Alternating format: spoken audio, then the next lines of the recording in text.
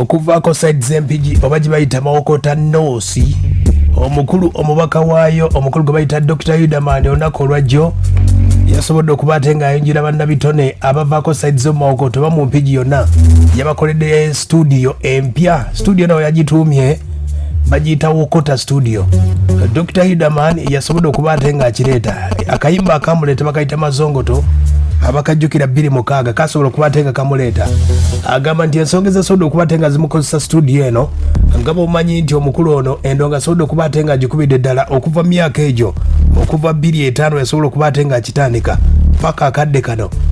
Agambye nti abaana bangi nnyo okuvaako side z'empigi badde bakozesa ssente nnyingi nnyo okugenda mu Kampala nga akasente tebakayina, transport tebamuyina ate nga bannabitone bangi nnyo. Agamba nti wakati mu kusitula ebitone by'abaana bano agamba nti studio eno egenda kuba ate nga ebayambako nnyo. Agenda kuteekawo ne video ababakwatira ebifaananyi ennyimba zibeere nga pulinti muzigo nnyo.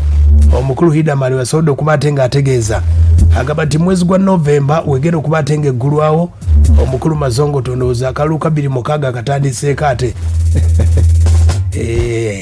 ab'e Mawokota banaamulabira ddala. Agamba studio gitadde empigi bayitawo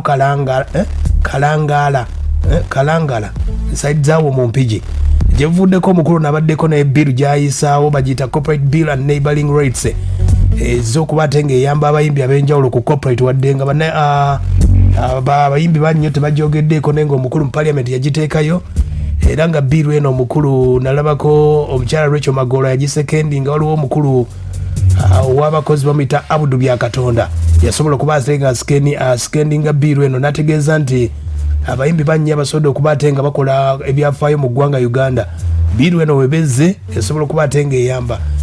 N'omubaka wa Bugweri omukyala oyo Rachel Magolo yavaayo nakkiriza nti bill eno ejja kuba ate nga ekola kyamaanyi nnyo. Nga mu kujjukirako omukulu Dr. HILDERMAN yasobola okuba ate nga ava side z'ekampiringisa abamanyi ekampiringisa awo.